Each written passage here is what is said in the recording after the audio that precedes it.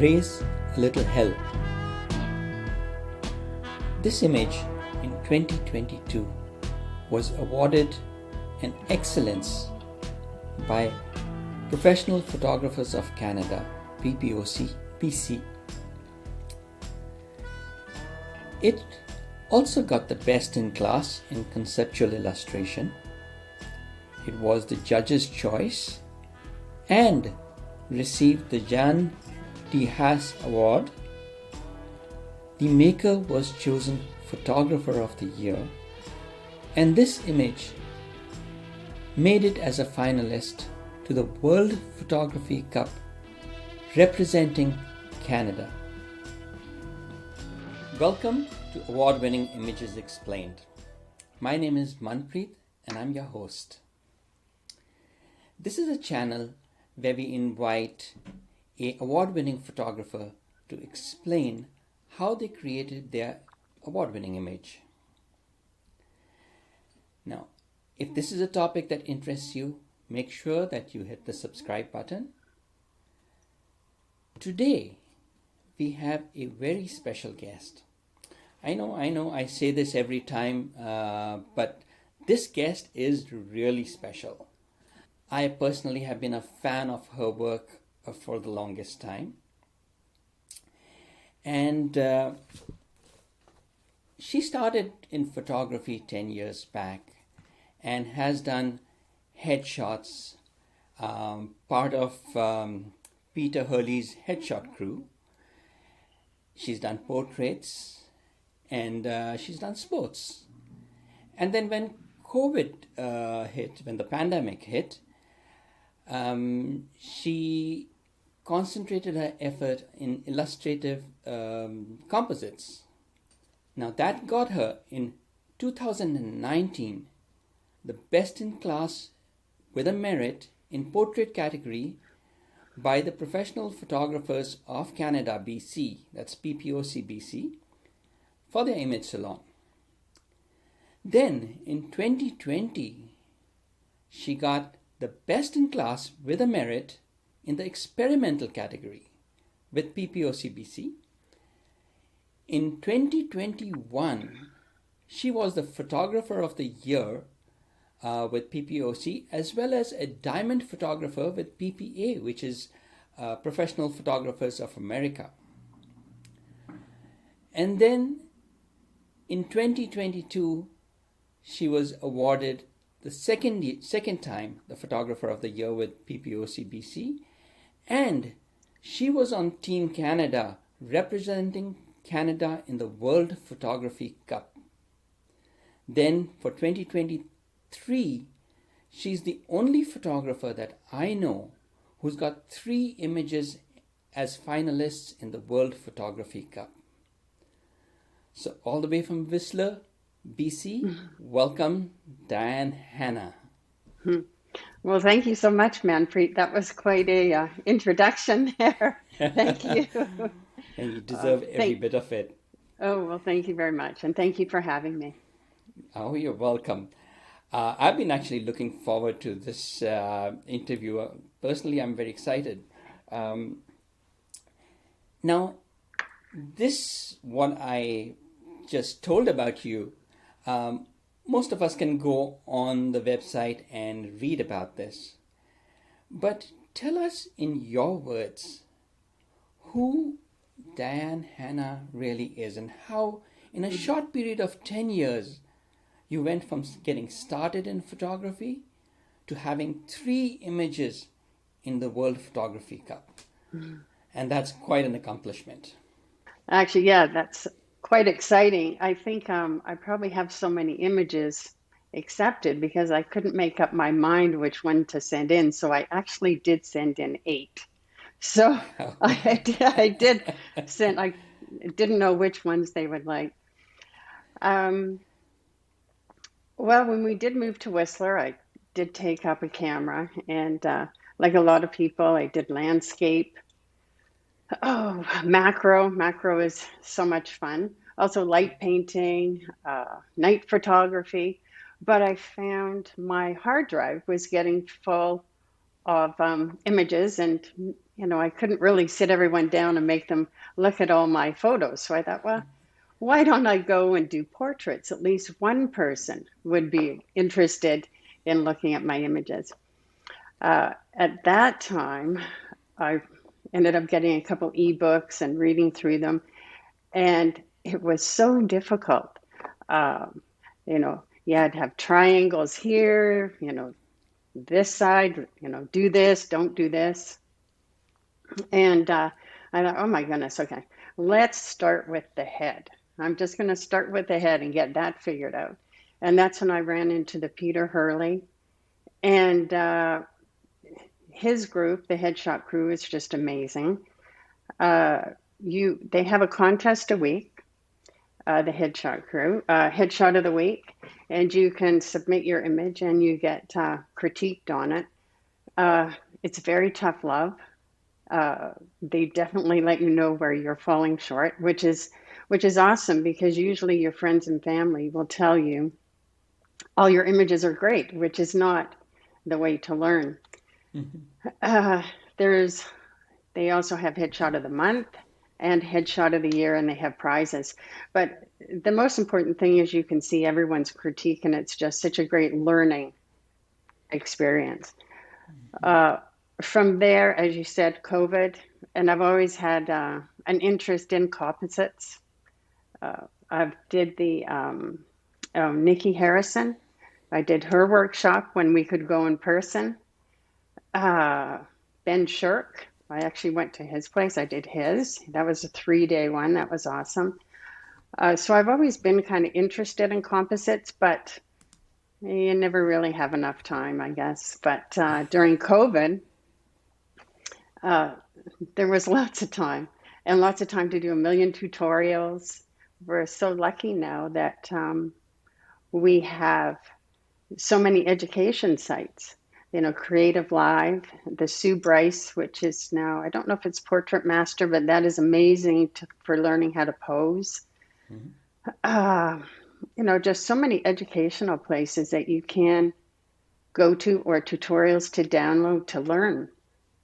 So during COVID, that's what I did. I rifled through my hard drive and found pictures and tried to put them together. And it was just really a lot of, I actually had fun doing it, and kind of went in a different direction. The one thing that really kicked my images a little further is Richard Sturdivant. PPOC ended up having him do one of their Monday evening courses. I think it was 2 hours, and he was showing brushes. And I was struggling with them, but I was really trying hard to get them. And I watched his presentation, and it was like he was talking right to me. I'm like, oh my God, this is so amazing. So I downloaded a couple of his tutorials, and then I ended up signing up for some one-on-one personal work, because then you get to ask someone, the things you're really having a hard time with. So after I did the one-on-ones with him, that really took my images to another level. Wow, and it shows. It shows. Now, this image, Raise a Little Hell, it is an incredible composite, and I am really excited to learn about this. I will read a little bit of script that you have put along with this image on the World Photography, or in the Team Canada site. And it reads, "With determination, Lilith ignores the sanctimonious cacophony spilling from heaven's chancel and marches into the arid wasteland that was once Eden. It is her time to advocate for those soiled by the inaccuracies of a misogynistic history and bring some hell to the men who created it." Now, to be honest, I had to go and look up some of these words. But when I truly understood the meaning, I sat back and said, wow, that is some story. I had to look up who Lilith was. I had no idea. And apparently, the number of mythologies give different versions of Lilith, all wrapped up in boxes of controversy. So I'm not going to Hmm. go there, but I do want to hear your story about this image and how Lilith relates to it. Well, Lilith is the gal who wrote this is actually the model in this. It's Robin Forsyth, and she is an amazing songwriter and a poet. And she, the story is brilliant, and it really reflects this image. And it was written for the World Photo Cup. I did a couple stories for my other images and sent it to Robin to proofread, and she totally rewrote them, and they were awesome. So I asked her, "How about if you just write this one because you're doing such a great job?" And so I have to give credit to her because it fits this image very well. Lilith was in, I guess, Jewish religion. She was the first wife of Adam in Adam and Eve. However, she would not be subservient and listen to him, so she was banished. And she was supposed to be a she demon. And so she was downcast and whatnot. So for her to come back and the way she's marching, and let's see some of the other sanctimonious, she's coming down to the sanctimonious cacophony with sneers from people who know more that are sitting in the heavens chancel, which is around a pew where the choir and everything sits. And then she marches to the wasteland that was once Eden. So now she's coming back to where she started. And she's going to do something about the wrongs that have been done to women. So it is quite a fun story. So it was the image that inspired the story. Yes, Excellent. yes. And what was your inspiration for the image to create this? Or did it just Hmm. come as you played around with the different parts? Well, I took the background image. Mm-hmm. It's in the Salton Sea in California. I took that in 2014. Mm-hmm. So I'd had this on my hard drive for a long, long time, but it was very cool. The blue sky, the white, the bleached tree with these bird's nests in it. So it's always been in the back of my mind. And then one day I was doing a different photo shoot with Robin, and somehow during COVID, I just put these two together and thought, oh, this has potential, and sort of played around with it. But inspiration comes in so many different ways. Sometimes uh, Robin actually gave me a mask for Christmas, and that was the inspiration for one. Or I might have a wardrobe, and then that's the inspiration for another photo shoot. And once it's in the back of your mind, you're always thinking about it and looking at different things in more ways than what it is. Hmm. Um, Now, talk to us, take us through this image and tell us how you brought all these elements together, how you photographed it, Hmm. what kind of gear you used, because a lot of our viewers are photographers, and then how did you bring all the pieces together. So I will um, not interrupt and let you explain. Okay. I use a Cintiq, a Wacom Cintiq, and you can see it here. It's very large. It's 32 inches. And because it's so wide, that's why I have the keyboard mounted on the top because my arms aren't that long. Uh, and this Cintiq comes with this little control at the very bottom right, and you program whatever you want in there. And you can see that the right corner bottom is kind of shiny because I use that all the time. That one is, I have it set to making my brush bigger and smaller in the opacity. So my hand is usually resting on that. And the one above it is a loop deck. The wheel, I can zoom in and out. There's a square on it where it's full screen. And you can put all the tools you use all the time. You can see them there and you can just press them. It just makes the workflow just a lot easier. And I just find a Cintiq, you draw right on the screen. And I just find it so much easier to do editing. It's more like drawing, painting, that sort of thing. Anyway, I just thought that I would share that, and have to give a call out to Wacom. My Cintiq, I was having a problem with a couple of the pixels, and I sent this back to them, and they shipped me out a brand new one, and it was all within a couple of weeks. So their customer service is phenomenal. So if you ever want to spend any money on their products, don't hesitate. I know there's a couple cheaper brands out now, but Wacom really stands by their products. So had to No, give it. I totally agree. I use, in fact, Wacom myself. I wish I had a Cintiq because that would be an ultimate. Mhm. But it is wonderful. Wacom is really great, and I love your setup. Thanks for sharing that.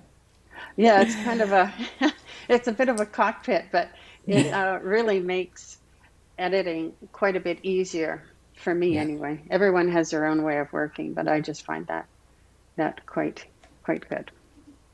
So I started with the image of the Salton Sea with the blue sky and the bird's nest.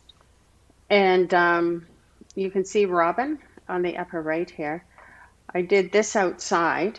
You can see the sun is coming from the right. But earlier on, I did a photo shoot in the studio. Um, I really enjoy studio work because I can control all the light. When you're outside, you can't, and Yeah. I'm just more, you know, comfortable in the studio. So these are the images I first started out. The other images, bottom left there, that's a doorway I decided to use. Um, that was from Colombia. We have the staircase, that's Cuba. We have our snake, our carcass, that was Africa, and this buzzard from a zoo, and then these wings that I purchased. So first of all, I start with the background. I got rid of the geothermal plants in the back, a few other distracting things. Uh, Next, I brought in Robin, and then also the bird. And for Robin to fit into this scene, the coloring's not right. Uh, the light is pretty harsh. So I decided to work on her. So here she is when I worked on her separately. The other thing I wanted to mention is usually my images are very large. I shoot with a Sony AR7 IV, which is a 60 megapixel, and I edit in 16-bit. And so what ends up happening is my computer slows down quite a bit. So I will save a new version and I will merge a lot of the layers. And if I need to come back at a later time, I can always go back to another image. Also, if for some reason that particular image is corrupt, I don't have to go right back to the very beginning again. Um, but this one, because I took it such a long time ago, it's not that large of an image, but I still did the same process. So here I took Robin into her own image, and you can see I added the skirt on the side. I added another boot, so she's not standing on one leg, and I also lengthened her body a bit. The lower part of the body, the upper part would be too hard because her arms and everything to lengthen it, it's hard to lengthen all those pieces, but the bottom part is quite easy to lengthen. And I got rid of a bit of her head up there because I'm putting the new head on that has a bit better lighting. And the hair, it's in the studio. Everything is quite a bit nicer. And here I've done a bit of dodge and burn. And then I pop her back into the image. So the hair you took from the studio image, Mm-hmm. and the rest of hers from the outdoor image, Yes. right? Uh, the reason I like the body from the outdoor image is there's a lot of movement. So she's not just standing, she's marching, she's defiant. There's purpose in her step. Yeah. But what I have to do now is I have to try and figure out a story, like where's she coming from? And so in a lot of these images, that's what you have to do. What's the reason? She can't just be marching across, this great scenery. And so I thought, okay, well, she's got a guitar. And then I thought, how about having a doorway coming through? Ah, that's kind of cool. So I went through many doorways and I found one. And I really like this one. The colors of the doorway really fit with the sand. I thought, oh, it's pretty cool. She's got a guitar. Maybe she's marching away from, a band. But the band just totally does not fit into this image at all. So I thought, okay, well, how about another band? It's kind of not working either. So then that's when I went into the stairs. And these aren't quick decisions. I go through my hard drive and look for many different solutions or reasons or why she might be doing this. But for her to be walking from heaven, I went, oh, okay, well, this could work. The stairs, they go with the doorway. That's working. Out the back, I'm kind of losing that. I'm not totally thrilled about that one. So I'm like, okay, well, carry on. And then I lighten everything up to give it a lighter feel. And I thought, that's kind of working. Okay. And then here, I have to decide, kind of add some depth. In the previous image, everything was really on the same plane. Robin, I think, was a bit smaller. The doorway was larger and everything was in the same spot in the sand. So now by moving the door back and moving Robin a little forward, I think this is going to work out a bit. I struggled so much on those footsteps coming from the doorway. I probably took a couple days studying images of footsteps in the sand, and anyway, that was a difficulty. So did you create the footprints all on the computer? I did. That's a brush. Ah, That's just a brush. So because there's no other way. I couldn't go and yeah, photograph it, which would have been perfect. yeah. And then I thought, okay, well, this is pretty dark and all that. Let's add a dead carcass now. We've got the snake, vulture. It's getting a little bleak in this environment. And on this, you can see that I've painted. Have I painted the tree? No, not yet. There, okay. Now I've painted the tree. Also her hair. And when I say painted, it's a mixer brush.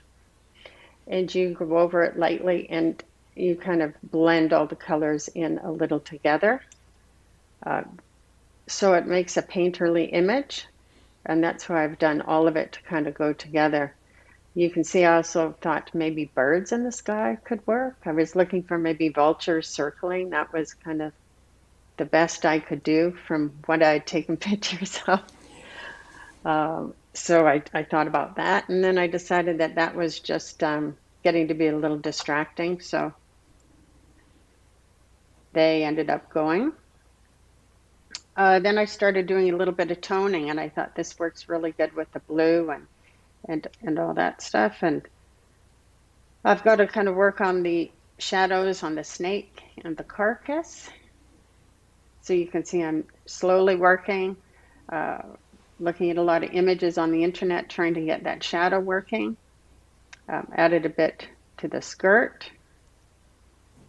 And this is kind of funny. So I still haven't given up on the stairway out the back of the stairs. And I thought, well, maybe if I could do something like this, make it smaller, but it's like, that's not working. Try this, make it smaller maybe, but that's kind of not working. So I finally abandoned the stairs. It's like, okay. You can see here, this is the first time I thought, oh, why don't we do some wings? That looks so cool. She's coming down from the heaven, and you can see I have two sets of footprints happening in there. So those are the two different ones I was working on. Um, then I decided that the other wings were flying wings. These are walking wings, so these are a little bit better. Um, I've now painted the tree, the bird, and the problem with these wings is they are both the same. And I've got to shade them, that sort of thing. So there's that go. Now I've shaped them a bit. Unfortunately, I left a layer on the bottom in there, but the wings are getting shaped because you don't want them to look the same. And I've gone into, I didn't do puppet warp, uh, but I did liquefy and a few other things to get that to move. I also changed the shadows on the snake and the carcass so they're a little harsher to suit the environment, sunlight. And so this image, we are almost done. There, I changed the wings a little bit. Now, this is the image that I ended up entering into PPO CBC there, and this is the one that got quite all the awards. However, when you go to the World Photo Cup, in the third round, they give you suggestions on how to make your image better. And one of the suggestions was the footsteps don't look that real. And I'm like, oh, I know. And so they said, maybe work on those a bit. And the bird wasn't as painterly, or the snake, as the rest of the image. So I came back and I worked on that. And this is the image that is in the World Photo Cup. So the bird is now a little more painterly. And I changed the footsteps from coming from the stairs. Now they're coming from behind her. And there'd be a bit of dust flying. So I added a little bit of dust there. So there we have it. That is marvelous. And I actually read somewhere, I think when I was researching Lilith, that one of her forms was actually of a serpent. So that connects it completely. Yeah, I know, it's crazy. That story suits this image so well. Yeah, And I love the way you pay attention to such little details in the image, well, you right? kind of have to. That's where they say that the devil is in the detail. Mm-hmm. And often that's where you fall short. So, when did you join PPOC Mm. and PPA? I think 2019, I did. Ah, It was just before for PPOC. And the yeah. reason I became a member is camaraderie, local Mm-hmm. camaraderie, where you could get together. And they had this wonderful, the first conference, and it was in Coquitlam, and it was so amazing to meet all the people and to see all the images. And I was just in awe of all the images around the room, and it was so exciting. And unfortunately, after that, COVID hit, so everything was online. But and it was nice to get back this year when we were on the island. Yeah, this was my first conference, and actually, I was amazed to see all the images were exhibited there, and there was a crowd around your image, this Oh, particular one, and everybody was talking about it. oh, well, thank you. I am so lucky, and our viewers are so lucky that you have actually explained how each element was put together. It was quite something. Now, I would, anybody wants to see more of Diane's work, go to her website. I think it's hinges.photo, right? No, oh, Yeah. it's Diane Hanna Yeah. Photography. And then Mm-hmm. there's a little button up on the right. right-hand side, and you can go into my creative website. Yeah, I'll put the links in the show notes. But go and take a look at some of her images. Go and not only take a look, study those images, because A, the composition in that, B, the control of lighting. And the more you study it, the more details you see into those images. Studying each image is an education on its own. Trying to figure out how her mind works to have created that will teach all of us, no matter a beginning photographer or a pro, a lot. So I thank Diane. Now, what kind of advice would you give, let's say, an aspiring photographer who wants to improve their craft? What advice would you give them? Well, for me, I love tutorials, but when you do tutorials, you have to practice what you watch. Because if you don't practice it right away, it will never stick into your mind.